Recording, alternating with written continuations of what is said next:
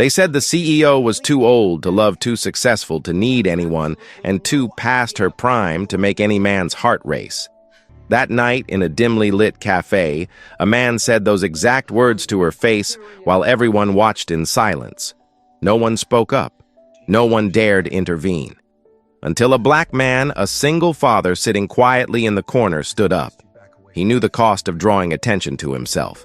But if he walked away like everyone else, would she ever believe she deserved to be loved again?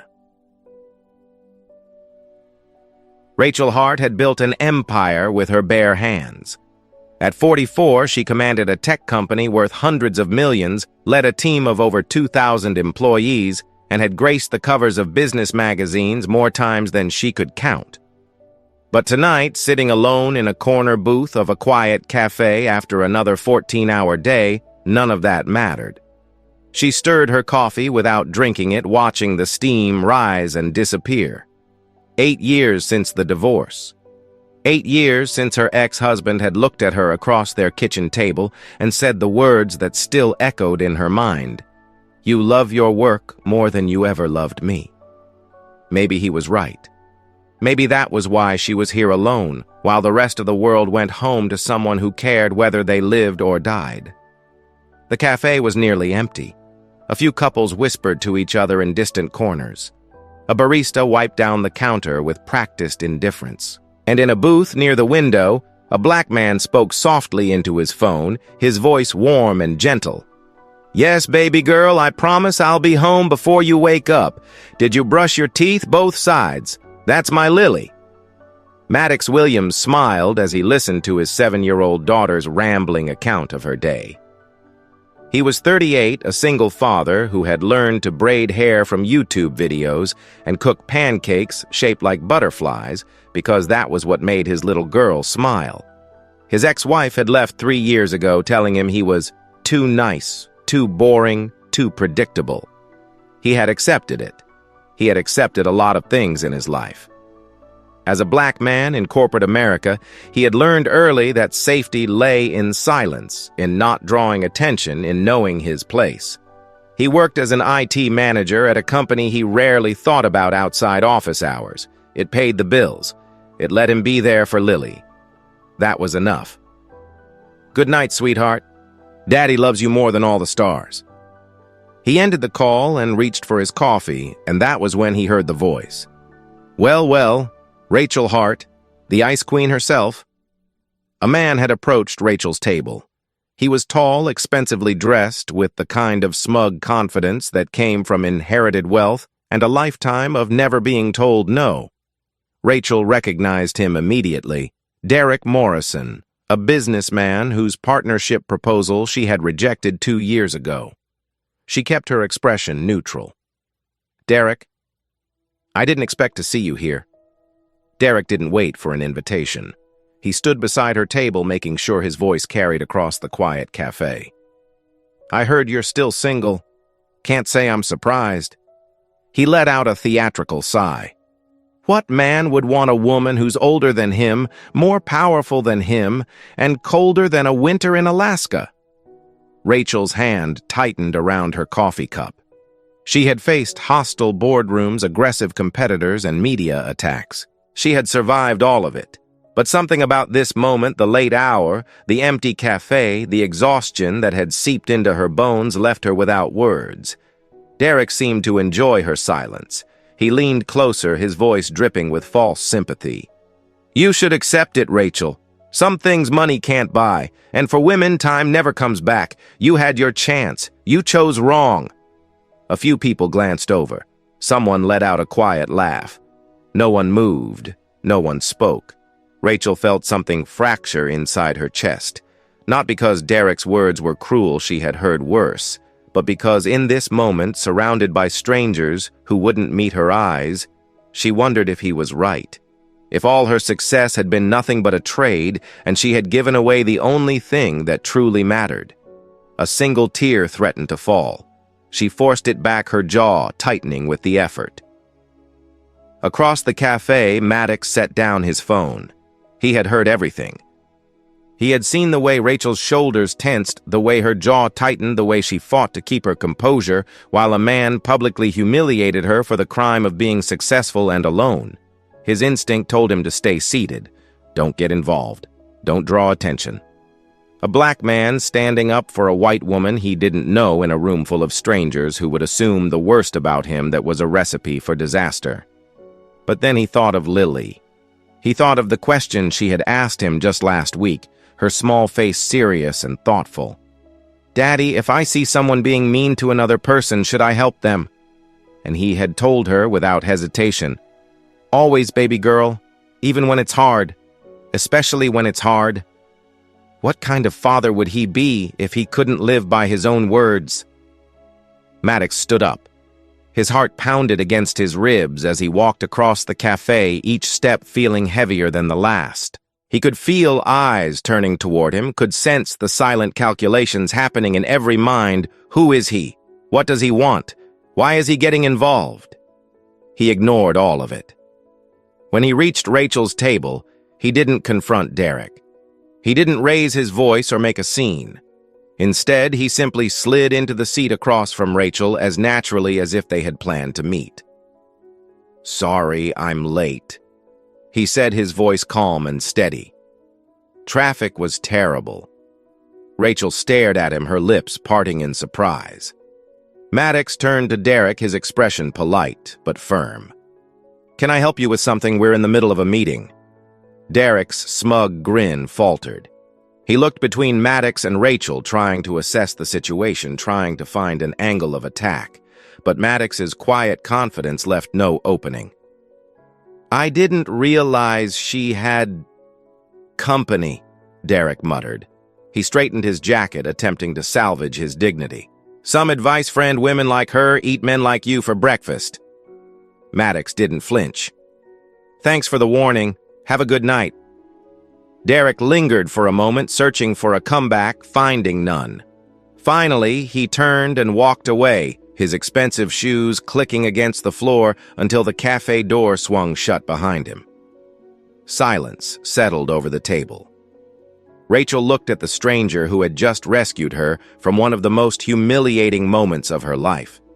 He was younger than her, dressed simply in jeans and a button-down shirt, with kind eyes that held no expectation, no agenda. "I'm Maddox," he said. "IT department. I think we work in the same building, actually." She blinked. "You work for my company." "Somewhere on the 4th floor. I doubt you've noticed." He smiled slightly. "You don't need to thank me. I just don't like it when people say things that aren't true." He started to stand ready to return to his own table and his cold coffee and his quiet evening. "Wait." The word escaped Rachel before she could stop it. Maddox looked at her, waiting. She didn't know why she said it. Maybe it was the loneliness that had become her constant companion. Maybe it was the fact that this man, this stranger, had done something no one else in her life had done in years. He had stood up for her, without being asked, without wanting anything in return. "Stay," she said. "At least finish your coffee. It's the least I can offer."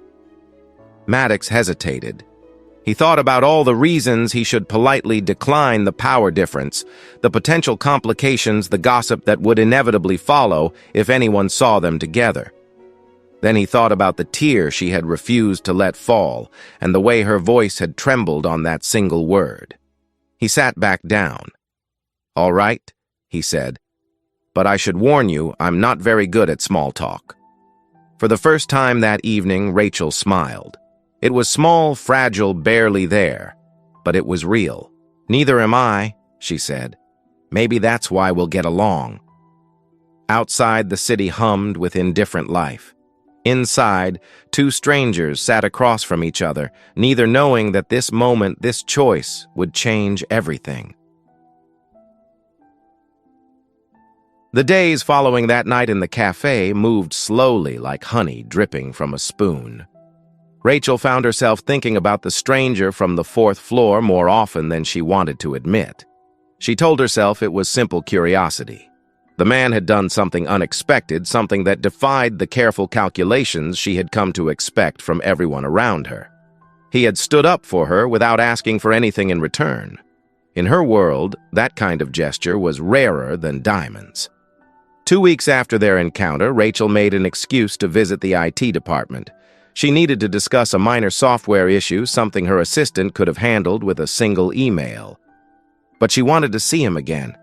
She wanted to understand what kind of person would risk drawing attention to himself for a woman he didn't know. She found Maddox at his desk, leaning over an older employee's computer with infinite patience. The woman was clearly struggling with a new program, her fingers hovering uncertainly over the keyboard. "Click there," Maddox said gently. "No, that's okay. Everyone makes that mistake. Let's try again." Rachel watched from the doorway. She had seen managers snap at employees for far less. She had seen people dismissed, humiliated, pushed aside because they couldn't keep up with changing technology. But Maddox treated this woman like she mattered, like her struggle was worthy of his time. When he finally looked up and saw Rachel standing there, something flickered in his eyes. Surprise, perhaps, or recognition of the unspoken connection they had formed in that quiet cafe. "Ms. Hart," he said, straightening, "is there something I can help you with?" She noticed the crayon drawing taped to his monitor.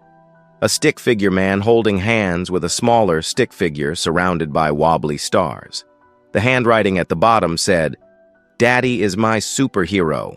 Just checking on the new security protocols," she said, though they both knew that wasn't why she was there. "Walk me through them." He did, and when the technical explanation ended, they kept talking. About nothing important. About everything that mattered. This became their pattern over the following weeks, brief conversations that stretched longer than intended, accidental meetings in hallways that felt less accidental each time. Rachel would find reasons to visit the 4th floor, and Maddox would find reasons to linger near her office. One evening, nearly a month after the cafe incident, they found themselves alone in the building. Rachel had stayed late to review quarterly reports. Maddox had stayed to finish a system upgrade. They met by chance in the break room, both reaching for the coffee pot at the same time. "You're here late," Rachel said. Maddox smiled slightly. "So are you. Doesn't the CEO get to go home early?" "The CEO gets to go home to an empty apartment and leftover takeout." The words slipped out before she could stop them. She looked away, embarrassed by her own honesty. Maddox poured 2 cups and handed her one. "I know what that's like. Before Lily, I mean. After my wife left, there were nights when the silence felt louder than anything else." Rachel wrapped her hands around the warm cup. "How do you do it? Raise her alone?" "I learned." He leaned against the counter, his expression thoughtful. "People think men can't take care of children. But love doesn't require perfection. It just requires showing up. Every day, no matter what." Something in his words reached a place inside Rachel that she had kept locked for years. She found herself speaking before she could think better of it. "I used to believe that if I was successful enough, I wouldn't need anyone. That I could fill the empty spaces with achievements and acquisitions." She stared into her coffee. "But success doesn't know how to hold you at 2 in the morning. It doesn't know how to say everything will be okay." The confession hung between them. Neither moved to break the silence. They both understood in that moment that they had revealed something true about themselves, something they hadn't said to anyone else. The company's annual charity gala arrived 3 weeks later. Rachel had attended dozens of these events over the years, always alone, always performing the role of the powerful CEO who needed no one by her side. This time she made a different choice. She invited Maddox and his daughter Lily to attend as her personal guests. It was a deliberate decision, one that would inevitably raise eyebrows and start conversations. But Rachel was tired of hiding, tired of pretending that her success meant she had to be alone. The gala was held in a grand ballroom downtown, filled with crystal chandeliers, and people in expensive clothes making expensive small talk. Maddox arrived in a rented suit, holding Lily's hand. The little girl wore a purple dress she had picked out herself, her eyes wide with wonder at the glittering room. For the first hour, everything went smoothly. Maddox stayed by Rachel's side, quietly confident, despite the curious glances from other executives. Lily charmed everyone she met, asking questions about the fancy food and giggling at the live orchestra. Then Rachel stepped away to greet a major investor, and when she turned back, Lily was gone. Panic seized Maddox's chest. He scanned the crowded room, calling his daughter's name, pushing through groups of strangers who looked at him with suspicion and annoyance. A black man in a rented suit searching frantically, he could see the assumptions forming in their eyes. Rachel found Lily first. The little girl had wandered into a quiet hallway, overwhelmed by the noise and the crowd. She sat on the floor with her knees pulled to her chest, tears streaming down her cheeks. Rachel knelt beside her, bringing herself to Lily's eye level. She didn't reach out or try to pick her up. She simply sat there, her elegant gown pooling on the floor, and spoke in a voice softer than anyone in that ballroom had ever heard from her. "Hey there, sweetheart. It's pretty scary in there, isn't it?" Lily nodded, sniffling. "You know what? When I was your age, I used to get lost all the time. At the grocery store, at the park, everywhere." Rachel smiled gently. "But I learned a secret. If you stay still and breathe, the people who love you will always find you. Always." Lily looked up at her with wet eyes. "Promise. Promise." Maddox found them like that, sitting together on the hallway floor, his daughter's small hand wrapped around Rachel's fingers. Something shifted in his chest, something that felt dangerously close to hope. That night, after the gala ended and Lily fell asleep in the car, Maddox walked Rachel to her door. They stood in the quiet darkness, neither wanting the evening to end. "Thank you," Maddox said, "for what you did with Lily. You didn't have to. I wanted to." Rachel met his eyes. "She's wonderful, Maddox. You've done an incredible job raising her." He looked at her for a long moment. "I should probably warn you. People are going to talk about us." "Let them." But the talking had already begun. Whispers spread through the company like wildfire. The CEO and the IT manager, the powerful older woman and the black single father from the 4th floor. Someone had taken photos at the gala. Someone always did. "She's desperate," Rachel heard one colleague say when they didn't know she was listening. "Midlife crisis in real time." "He's using her," another voice added. "Classic move. Sleep your way to the top." The words cut deeper than Rachel expected. Not because they were true, but because they reflected every fear she had spent years trying to bury. That she was too old, that she was too much, that no one could want her for herself, only for what she represented. Maddox faced his own demons. A co-worker cornered him in the parking garage, speaking with the casual cruelty of someone who believed they were offering friendly advice. "Be careful, man. Women like her, they play with guys like us, then throw us away when they're done. You're just the exotic new toy." Maddox said nothing. He walked away, but the words followed him home, echoing in the silence of his apartment after Lily went to bed. Maybe they were right. Maybe he was fooling himself. A black man from the 4th floor thinking he could belong in her world. The fantasy was beautiful, but fantasies always ended. Rachel called him to her office the following Monday. She closed the door behind him, something she never did in regular meetings. "I know what people are saying," she began. "I know this is complicated. The power difference, the optics, everything." She took a breath. "But I'm tired of guessing. I'm tired of being afraid, so I need to know. What do you think about us?" Maddox stood very still. He thought about all the reasons he should walk away. The gossip that would follow them, the assumptions people would make about his motives, the invisible walls that society had built between someone like her and someone like him. Then he thought about the way she had knelt on the floor in her expensive dress, comforting his frightened daughter, the way her voice trembled when she spoke about loneliness, the way she looked at him like he was more than his job title, more than his circumstances, more than the color of his skin. "I think," he said slowly, that for the first time in my life, I don't want to know my place. I want to know who you are. Really. 3 weeks later, the company's security system was breached. It happened without warning, a sophisticated cyber attack that bypassed every firewall and threatened to expose confidential data from thousands of customers. Panic spread through the executive floors. Outside consultants were called in and failed. The company faced potential lawsuits, regulatory investigations, complete catastrophe. Maddox worked for 48 hours straight. He barely ate, barely slept, barely spoke to anyone except in technical commands to his team. This wasn't about impressing Rachel. This was his responsibility, his domain, and he would not let it fall. At 3 in the morning on the second night, Rachel appeared in the IT department. She carried 2 cups of coffee and set one beside his keyboard without a word. Then she pulled up a chair and sat next to him, watching lines of code scroll across his screen. "You should rest," Maddox said, his eyes never leaving the monitor.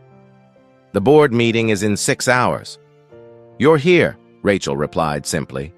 "I'm here." She stayed until dawn. When Maddox finally found the vulnerability and sealed it when the crisis passed and the company survived, something fundamental had changed between them. Rachel looked at him differently now.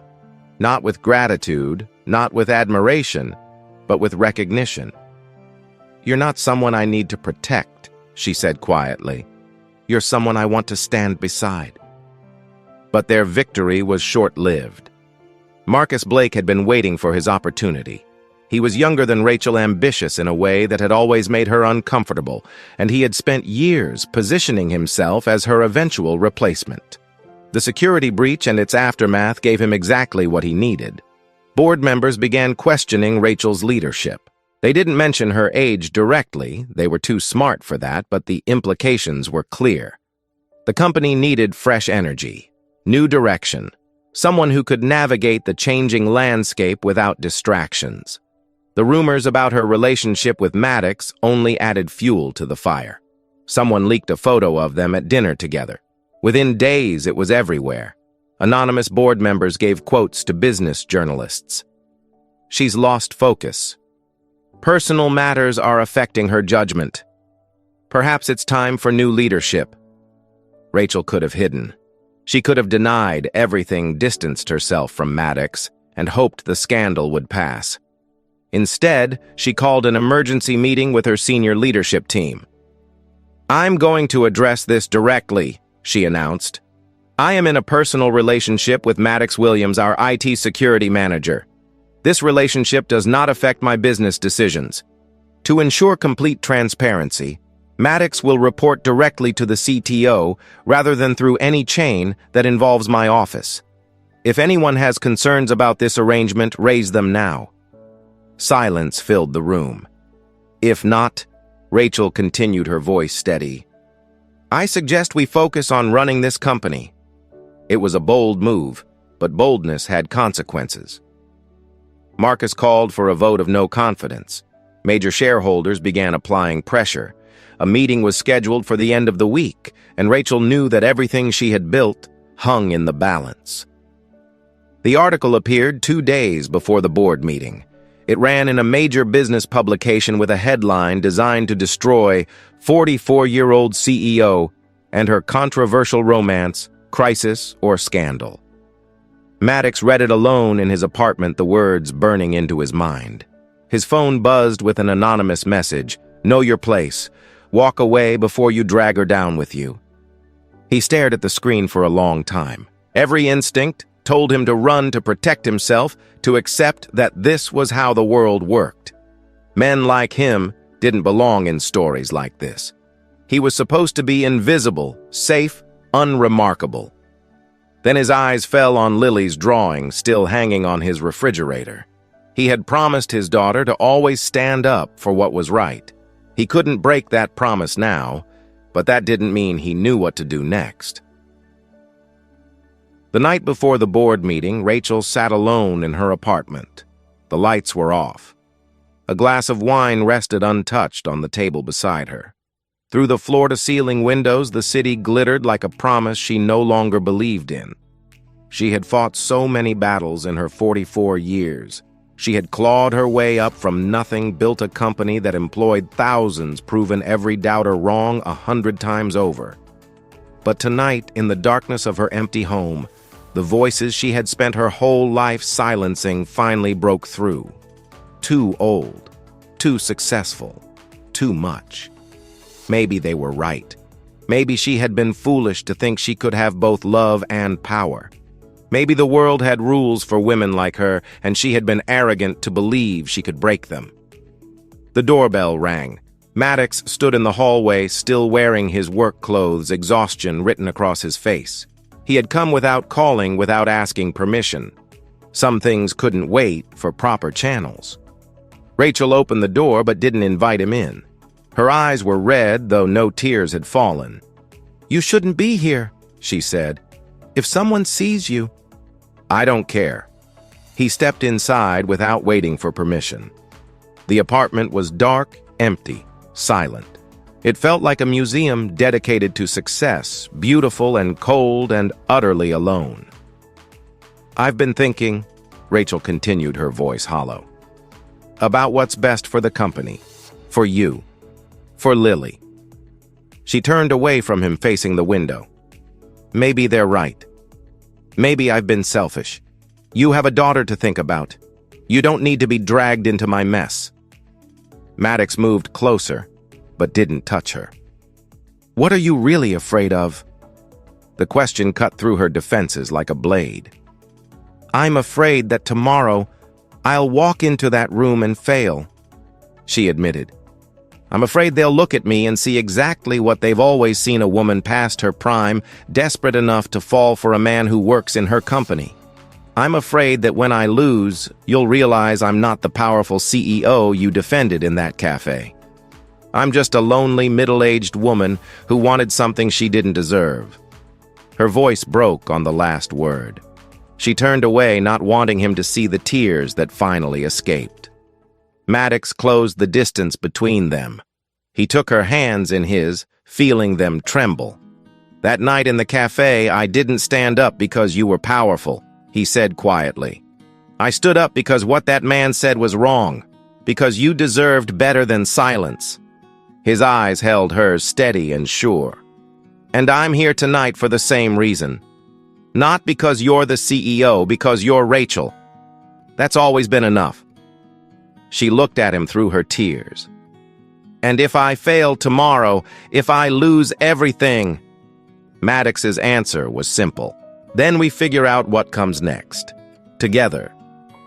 They stayed like that for a long moment, standing in the darkness, holding on to each other like survivors of a shipwreck. Rachel had spent her entire adult life being strong alone. She had never considered that there might be a different kind of strength, the kind that came from letting someone else carry part of the weight. "Will you be there tomorrow?" she asked finally. "I never planned to be anywhere else." The boardroom was full when Rachel arrived the next morning. Every seat at the long mahogany table was occupied. Marcus Blake sat near the head, his expression carefully neutral, though triumph flickered in his eyes. Major shareholders had flown in for the occasion. The air smelled like expensive cologne and barely contained anticipation. This was it, the moment everything would be decided. Marcus spoke first, his voice smooth and reasonable. He presented charts showing market volatility, referenced the recent security breach, expressed concern about leadership stability. He never mentioned Rachel's age directly, he was too smart for that, but the implications hung heavy in every word. The company needed fresh energy, new vision, someone without distractions. When he finished, he turned to Rachel with a smile that didn't reach his eyes. "I'm sure Ms. Hart would like to respond." Rachel rose from her seat. She looked around the room, meeting the eyes of people who had doubted her, underestimated her, and waited for her to stumble. Then she began to speak. "You want to talk about capability? Let's talk about numbers. Under my leadership, this company has grown 340% in 10 years. We've survived 3 economic downturns. We've expanded into markets that didn't exist when I started. Every person in this room has profited from decisions I made when everyone else said they were too risky. Her voice was steady, controlled, powerful. You want to talk about age? I'm 44 years old. That means I have 44 years of experience navigating a world that has never made room for women like me. I have 20 years in this industry and 10 years understanding this company better than anyone else in this building. She turned to face Marcus directly. You want to talk about my personal life? Fine. I am in a relationship with Maddox Williams. He is a man of integrity, intelligence, and courage. We have established clear professional boundaries. He reports to the CTO, not to me, and his performance is evaluated independently. He saved this company last month when no one else could. If my ability to recognize talent and character is a liability, then this board has bigger problems than who I choose to spend my time with. Silence filled the room. No one moved. Rachel wasn't finished. I have given everything to this company, my marriage, my youth, my chance at a normal life. I don't regret those choices, but I will not apologize for wanting something more. I will not apologize for being human. She sat down. Her heart pounded against her ribs, but her face revealed nothing. The board chair cleared his throat. We've also asked Mr. Williams to present his security assessment given recent events. Maddox entered the room. He wore his best suit, the same one he had worn to the charity gala. He carried a folder of documents and a flash drive containing every piece of data that mattered. He didn't look at Rachel. He didn't need to. For the next 20 minutes, Maddox presented his analysis of the security breach with clinical precision. He explained the vulnerability, the response the solutions implemented, and the preventive measures now in place. He answered questions from hostile board members with facts, not emotions. He cited industry standards, referenced comparable incidents at competitor firms, and demonstrated exactly how much worse the situation could have been without immediate intervention. When he finished, even Marcus had nothing to say. Then a voice spoke from the far end of the table. Eleanor Mitchell was 68 years old and had served on the board for 15 years longer than almost anyone else in the room. She had built her own company in the 1980s, sold it for millions, and joined this board when Rachel was still proving herself. In recent years, she had been quietly pushed to the margins, her opinions dismissed as outdated, her presence tolerated rather than valued. Now she leaned forward, her sharp eyes sweeping across the assembled executives. I've sat in this room for a long time, she said. I've watched male CEOs survive scandals that would have ended any woman's career. Affairs, financial impropriety, decisions that cost this company millions. None of them faced a vote of no confidence. She let the words settle. Ms. Hart's crime, as far as I can tell, is being a successful woman over 40 who had the audacity to fall in love. If that's grounds for removal, then we should be honest about what kind of company we want to be. The silence that followed was deafening. When the vote was called, Rachel kept her eyes forward. She had done everything she could. The rest was beyond her control. The final count was 7-4. Rachel would remain as CEO. It wasn't a landslide, it wasn't unanimous approval, but it was enough. As the board members filed out, Maddox caught her eye across the room. He didn't smile, didn't make any gesture that could be interpreted as inappropriate. He simply nodded once, and she understood everything that nod contained. They had survived. Together. 1 year later, Rachel sat in a familiar cafe with Maddox and Lily. The same cafe where everything had started, where a stranger had humiliated her, and another stranger had changed her life. So much had changed since that night. Maddox had been promoted to Chief Information Security Officer after a rigorous external evaluation process, a position that reported directly to the board, removing any question of favoritism. Their relationship had weathered scrutiny, gossip, and doubt, emerging stronger for having survived it all. Lily was drawing on a napkin, her tongue poking out in concentration. Maddox helped her choose colors, suggesting purple for the sky because ordinary blue was boring. Rachel pretended to read a report on her tablet, but her eyes kept drifting to the two people across from her. A young woman approached their table, nervous and hopeful. She couldn't have been older than 35. "Excuse me, you're Rachel Hart, aren't you?" Rachel looked up, expecting another business proposition, another request for a meeting. "Someone recorded your speech at the board meeting," the young woman continued. "It leaked online. I've watched it probably 50 times. She twisted her hands together. "I'm 35. No husband, no kids. Everyone keeps telling me I'm running out of time, that I've already missed my chance. But when I watched you, I thought, maybe they're wrong. Maybe they've always been wrong." Rachel set down her tablet. She looked at this stranger who carried the same fears she had carried for so long, who heard the same voices telling her she wasn't enough. "They are wrong," Rachel said firmly. "They always have been. But don't wait for someone else to tell you that. Tell yourself every single day until you believe it." The young woman thanked her and walked away. Lily looked up from her drawing. "Miss Rachel, are you famous?" Rachel laughed softly. "No, sweetheart. I'm just old." Maddox looked at her across the table, his eyes warm with everything they had survived, everything they had built, everything that still lay ahead. "That's not such a bad thing," he said. She reached across the table and took his hand. "No, it's not bad at all." Outside the cafe window, the city moved on, indifferent to the small miracle happening inside. Two people who had been told they didn't belong together. Two people who had chosen each other anyway. The world would keep telling them no, that she was too old, that he was too ordinary, that some stories weren't meant to have happy endings. But they had learned something that all the doubters and critics and anonymous voices would never understand. When everyone says it's impossible, sometimes all it takes is one person brave enough to stand up, even if that person is you. Especially if that person is you.